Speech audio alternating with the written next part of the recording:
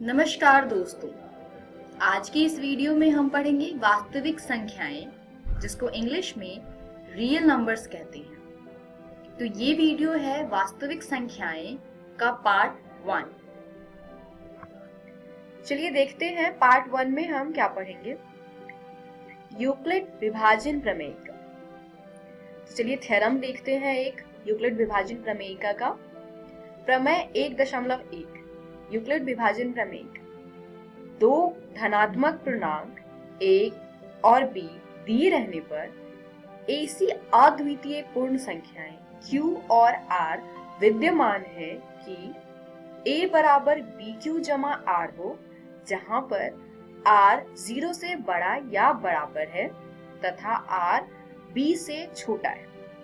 इसका अर्थ है कि कोई भी दो पूर्णांक दिया हो, धनात्मक पूर्णांक, तो हम ऐसी दो संख्याएं निकाल सकते हैं q और r, जिससे a बराबर bq जमा r एक जो समीकरण है वो सेटिस्फाई करेगा, और r जो है, r यहाँ पर शेषफल दर्शाता है। r 0 से बड़ा होगा या बराबर होगा और r b से छोटा होगा। यूक्लिड विभाजन एल्गोरिथम दो धनात्मक पूर्णांकों का HCF परिकलित करने की एक तकनीक है।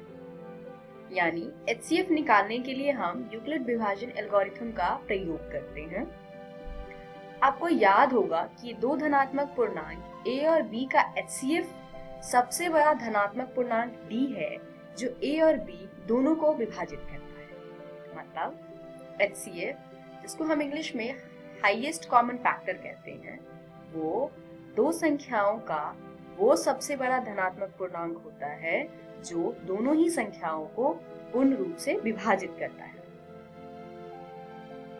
दो धनात्मक पूर्णांकों, मान लीजिए c और d, जहां c d से बड़ा है, का HCF प्राप्त करने के लिए नीचे दिए हुए चरणों का अनुसरण कीजिए। यानी ये वो सारे स्टेप्स हैं, वो चरण हैं जिनका हम प्रयोग करते हैं दो धनात्मक पूर्णांकों का HCF निकालने के लिए। स्टेप 1, c और d के लिए यूक्लिड विभाजन प्रमेयिका का प्रयोग कीजिए। इसीलिए हम इससे q और r ज्ञात कर सकते हैं कि c बराबर dq जमा r हो, जहां c दोनों संख्याओं में से बड़ी संख्या है, बराबर d छोटी संख्या, q भाजक जमा r शेषफल।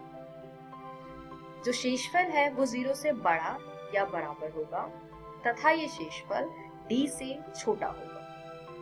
चरण 2 यानी स्टेप 2, यदि r 0 के बराबर, यहाँ पे हमारे पास दो केसेस आते हैं, या r 0 के बराबर होगा या r 0 से बड़ा होगा। तो यदि r 0 के बराबर है तब d पूर्णांकों c और d का HCF है और यहीं पे हमारा हल प्राप्त हो जाएगा। दूसरा केस, यदि r 0 के बराबर नहीं है तो d और r के लिए यूक्लिड विभाजन प्रमेयिका का फिर से प्रयोग कीजिए। स्टेप 3, इस प्रक्रिया को तब तक जारी रखिए जब तक शेषफल 0 ना प्राप्त हो जाए। इसी स्थिति में प्राप्त भाजक ही वांछित HCF होगा। चलिए एक प्रश्न देखते हैं। 4052 और 12576 का HCF यूक्लिड विभाजन एल्गोरिथम का प्रयोग करके ज्ञात कीजिए। हल।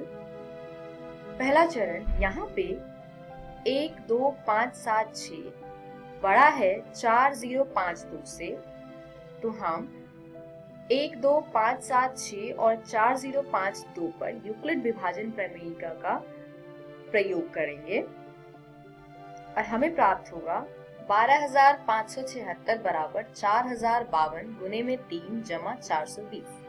चलिए देखते हैं ये हमने कैसे प्राप्त किया।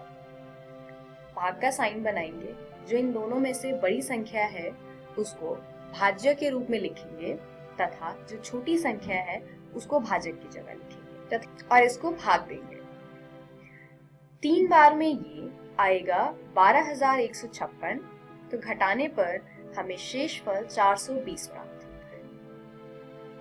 क्योंकि शेषफल 420 0 के बराबर नहीं है, इसीलिए हम 4052 और 420 के लिए यूक्लिड प्रमेयिका का प्रयोग करके निम्नलिखित प्राप्त कर सकते हैं। देखते हैं अब हम इसके आगे अगला स्टेप कैसे लेंगे।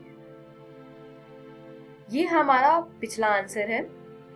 दूसरा हम भाग का साइन फिर से बनाएंगे तथा 4052 जो कि पिछले स्टेप पर भाजक था उसको हम भाज्य की तरह यहाँ लिखेंगे तथा 420 जो पिछले स्टेप में शेषफल था उसको हम भाजक के रूप में लिखेंगे। तो हर बार हमें ये इसी प्रकार करना है, भाजक को भाज्य की तरह लिखना है तथा शेषफल को भाजक की तरह लिखना है। फिर हम इसको दोबारा भाग करेंगे। 9 बार में ये आता है 3780, घटाने पर शेषफल प्राप्त होगा 272। क्योंकि शेषफल 272 0 के बराबर नहीं है तो हम 272 तथा 420 में दोबारा से यूक्लिड विभाजन प्रमेयिका का प्रयोग करेंगे। तो नए भाजक 420 और नए शेषफल 272 को लेकर यूक्लिड प्रमेयिका का प्रयोग करेंगे।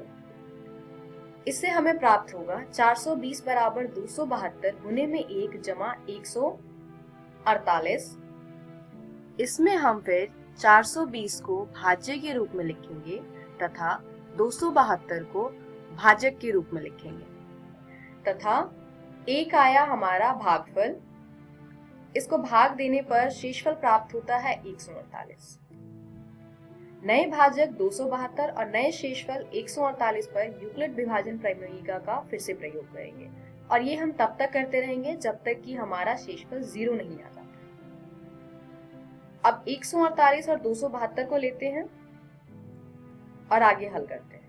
इस पे फिर से यूक्लिड विभाजन प्रमेयिका का प्रयोग करने पर हमें 148 भाजक प्राप्त हुआ है तथा शेषफल 124 प्राप्त हुआ है, जिसपे हम फिर से यूक्लिड विभाजन प्रमेयिका का प्रयोग करेंगे। इससे ये आएगा 148 बराबर में 124 गुने में 1 जमा 24। हम नए भाजक 124 और नए शेषफल 24 पर यूक्लिड प्रमेयिका का प्रयोग फिर से करेंगे और इससे हमें मिलेगा 124 बराबर 24 गुने में 5 जमा 4। अब नया भाजक है 24 और नया शेषफल है 4। इस पर हम यूक्लिड विभाजन प्रमेयिका का प्रयोग करेंगे। क्योंकि ये लास्ट स्टेप है इसलिए इसको डिटेल में देखते हैं। अब 24 को हम भाज्य की जगह पर लिखेंगे तथा 4 को भाजक की जगह पर लिखेंगे। 4 में अगर हम 6 से गुना करते हैं तो 24 प्राप्त होगा, यानी इस स्टेप पर हमारा जो उत्तर है, जो शेषफल है वो 0 आता है।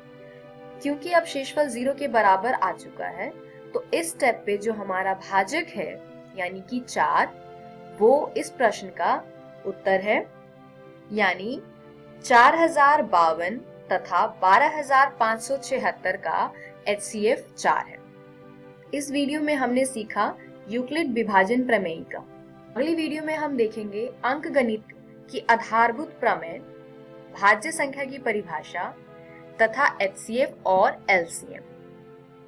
Thank you.